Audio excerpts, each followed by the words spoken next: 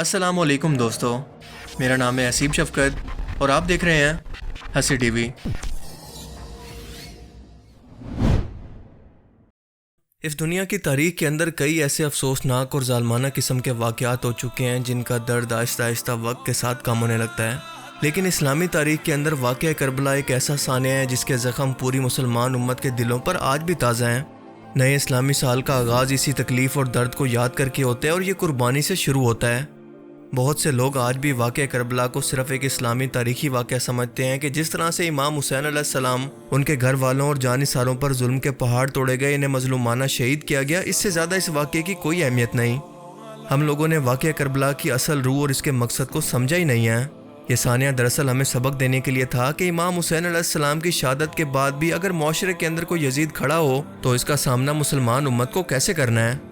اس کی بجائے صرف امام حسین علیہ السلام اور ان کے جانثاروں کی شہادت کا غم منانا، صرف ماتم اور جلوس نکالنا، نیاز لنگر بانٹنا، یہ اس کا مقصد نہیں تھا۔ اور اگر آپ ایسا مانتے ہیں تو میرا آپ سے یہ سوال ہے کہ یزید نے تو ابھی تک امام حسین علیہ السلام کو شہید بھی نہیں کیا تھا، لیکن پھر بھی امام حسین علیہ السلام اس کے خلاف، اس کی مخالفت کے اندر اپنے خاندان کو لے کر کیوں نکلے تھے؟ اس لیے کیونکہ امام حسین علیہ السلام یزیدیت کی سوچ کے خلاف تھے کہ ایک ایسا شخص جو کہ خلافت کے نظام کو بادشاہت کے نظام کے اندر بدلنا چاہتا ہے، شرابی ہو، زانی ہو، اللہ کی حدود کو توڑنے والا شخص ہو، ظالم ہو، ایسا شخص اگر آج 2023 کے اندر بھی موجود ہے تو وہ یزید ہے، جس کے خلاف ہر مسلمان کو کھڑا ہونا چاہیے، چاہے وہ سنی ہو یا پھر شیعہ۔ ورنہ امام حسین علیہ السلام کے نام پر رونا، ماتم کرنا، لیکن ان کی سوچ کو نہ اپنانا، یہ ان سے کیسی محبت اور کیسا پیار ہے۔ دراصل ان گمراہ مسلمانوں سے زیادہ یہ تمام قصور ان گمراہ عالم دین کا ہے جو کہ ہر اسلامی فرقے کے اندر موجود ہیں اور مسلمانوں کو اصل دین سکھانے کی بجائے صرف اپنی دکان چلا رہے ہیں، دین فروشی کر رہے ہیں۔ چاہے کوئی سنی عالم ہو یا پھر شیعہ ذاکر، ان دونوں نے اپنی گمراہ کن سوچ ہی اپنی عوام کو دی ہے، نہ کہ امام حسین علیہ السلام کی سوچ اور ان کا نظریہ۔ امام حسین علیہ السلام کے ساتھ جو ظلم ان کے دشمنوں نے کیے، وہی آج کے مسلمان بھی امام حسین علیہ السلام کی سنت بنا کر ویسے ہی کر رہے ہیں۔ ان کی سوچ ہی بدل دی گئی ہے، نئی نئی بدعات اور رسمیں جاری ہو چکی ہیں اور ایسی ایسی خرافات آپ کو ہر سال دیکھنے کو ملتی ہیں کہ اللہ کی پناہ۔ انٹرنیٹ ایسی ویڈیو سے بھرا پڑا ہے جس کے اندر ہر سال مسلسل اضافہ ہی دیکھنے کو مل رہا ہے۔ مثلاً واقعہ کربلا کی یاد کو تازہ کرنے کے لیے علامتی طور پر ان تمام مناظر کو بنا کر جلتے ہوئے کوئلوں پر چلنا، آگ پر کودنا۔ آپ ذرا سوچیں کہ یہ آگ امام حسین علیہ السلام نے لگائی تھی یا پھر ان کے دشمن نے؟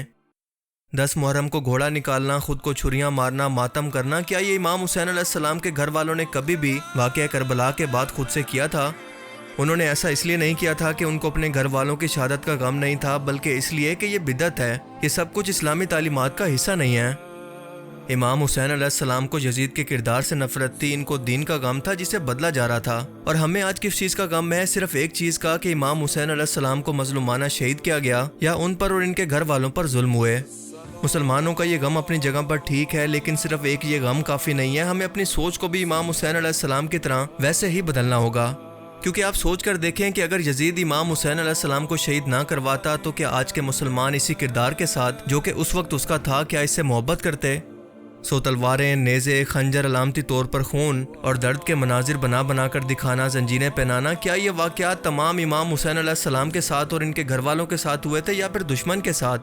جب یہ سب کچھ امام حسین علیہ السلام کے ساتھ دشمن نے کیا تو یہ امام حسین کی سنت کیسے ہو گئی؟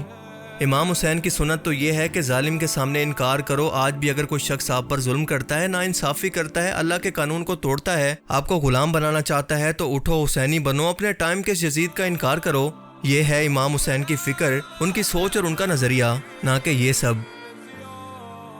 اللہ کے رسول صلی اللہ علیہ وسلم نے فرمایا تھا کہ اے لوگوں، میرے بعد دین کے اندر نئی نئی بدعات سے بچنا، کیونکہ ہر بدعت گمراہی ہے اور ہر گمراہی جہنم میں لے جانے والی ہے۔ آج آپ اپنے دل پر ہاتھ رکھ کر بتائیں کہ کیا یہ وہ اسلام ہے جو کہ ہم کسی غیر مسلم کو اسلام سے متاثر کرنے کے لیے پیش کر سکتے ہیں؟ کیا کوئی صاحب عقل جو کہ سائنس اور دین ابراہیمی کا ذرا سا بھی علم رکھتا ہو، وہ اس دین سے متاثر ہو کر اسلام کو قبول کرے گا یا اس کا مذاق اڑائے گا؟ اسی طرح سے ہر شخص اگر اپنی سمجھ کے مطابق دین کے اندر ایسی ایسی خرافات کو شامل کرے گا تو ہماری مسلمان نسل بھی آہستہ آہستہ ملت ہو جائے گی، جو کہ وہ بہت تیزی سے ہو بھی رہی ہے۔ پر اللہ نے جیسے بنو امیہ کے اندر حضرت عمر بن عبدالعزیز کو دین کا بگڑا ہوا حلیہ درست کرنے کے لیے بھیجا تھا، بالکل اسی طرح سے اہل تشیع کے اندر بھی علامہ جواد حسین نقوی صاحب اور ان جیسی دوسری مشہور شخصیات کو بھی اہل تشیع فرقہ کے درمیان سے ان گمراہیوں کو دور کرنے کے لیے چنا ہے۔ اللہ تعالیٰ ان کی عمر دراز کرے اور انہیں ان گمراہ مسلمانوں کی ہدایت کا ذریعہ بنائے۔ ہم امام حسین کے نام پر रो भी लेते हैं, इमाम हुसैन के नाम पर मातम भी कर लेते हैं, इमाम हुसैन के नाम पर लंगर भी खा लेते हैं, लेकिन कोई काम जो इमाम हुसैन ने किया वो करने के लिए तैयार नहीं है। क्यों? इसलिए कि हमें करबला जाकिर ने सिखाई है, इमाम हुसैन से नहीं सीखी। हमारे मुअल्लिम जाकिरीन हैं, हमारे मुअल्लिम हुसैन इब्न अली नहीं है। 25-30 साल से कौम को सुलाने का कैप्सूल दिया गया है, सो जाओ। कोई आकर बात करे तो बोलो आजादारी का दुश्मन है ये। वहां से भेजा जा रहा है और अभी तो पता नहीं क्या क्या चीजें आई हैं। अभी देखिएगा अगले साल तक क्या क्या आ रहा है आपके सामने। अभी मैंने अपने दोस्तों को शेयर किए कुछ चीजें जो वहां इस साल की गई हैं और अगले साल आपके यहाँ इंशाल्लाह इंपोर्ट की जाएंगी। और किसके जरिए से इंपोर्ट की जाएंगी खुद ही पहचान लेना। खवातीन का जंजीर का मातम आ रहा है। अली के शिया, कितनी शर्म का मकाम है ये।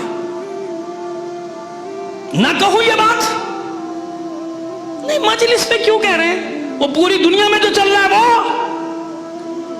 सोशल मीडिया पे जो चल रहा है, वो दुनिया गालियां दे रही है, वो नहीं बोलो। आलिम ना बोले, मार दो, खत्म कर दो, फिर नहीं बोलेंगे। शर्म है, कुछ हया है? बाल खुले बच्चियां, अजीब व गरीब लिबास पहने बच्चियां, उसे जंजीरें यूरोप में लगवाई जा रही है ताकि जमीन हमवार की जाए। या है ऐसे कुछ बदबख्त हैं ऐसे बदबख्त जो मौके की तलाश में हैं कि कब ये काम किया जाए यहां पे। क्यों? क्योंकि सब खामोश, बदमाशों के डर से, क्योंकि ये अपने साथ 100-150 बदमाश लेकर चलते हैं। मैं तो अकेला बैठा हूं ना, बोल रहा हूं, रिकॉर्ड करा रहा हूं सब। पता नहीं कब मर जाऊं। नहीं बोले, क्या देंगे अल्लाह को जवाब? हम क्या मुंह लेके जाएंगे कब्र में? हमारे सामने ये सब हम चुप का रोजा रख रहे। नहीं बोलो, नहीं बोलो। समझ में आ रही बात मेरी?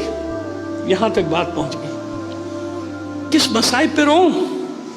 अल्लाह ताला हमें समझने की और नेक अमल करने की तौफीक अता फरमाए। आमीन।